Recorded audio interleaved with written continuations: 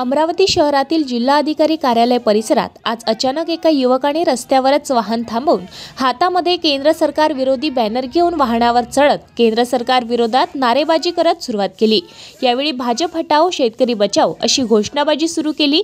केंद्र सरकारचे धोरण हे शेतकरी विरोधी असल्याने शेतमालाला भाव नसल्याचा संताप यावेळी या युवकांनी व्यक्त केला। केंद्र सरकारने नवनवीन आयात निर्यात धोरण आणून शेतमालाचे भाव पाडण्याचा धंदा सुरू केल्याचा आरोप युवकांनी केला आहे। केंद्र सरकारच्या शेतकरी विरोधी धोरणामुळे देशभरातील शेतकरी संकटात असून आत्महत्या करत आहे।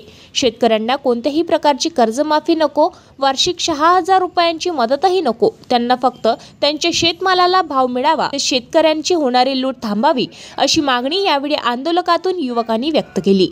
मोकळकर, मी शेतकरी आहे आणि शेतकऱ्याचा मुलगा आहे, जो मुलगा आहे। रात्रंदिवस आम्ही शेतात कष्ट करतो, मात्र आमच्याला आवश्यक जे पाहिजे ते मात्र तिथलं आम्हाला भेटत नाही, म्हणजे फायदा।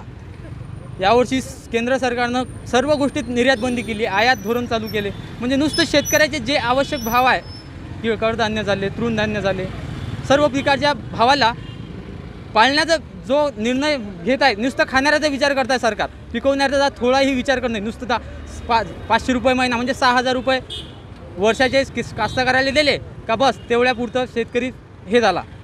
आज आमचं मी जवळपास 10 चांगल्या प्रकारे पीक घेतो, पण माझी आई म्हणते शेती करू नको म्हणते।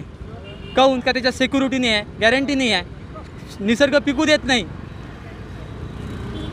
मजूर शेती पुरू देऊन नाही राहिला। कृषी केंद्रावाले, कंपन्यावाले, होलसेलर, डीलर हे टाईमावर सीझनवर करून बसले आहे, भाव वाढवते।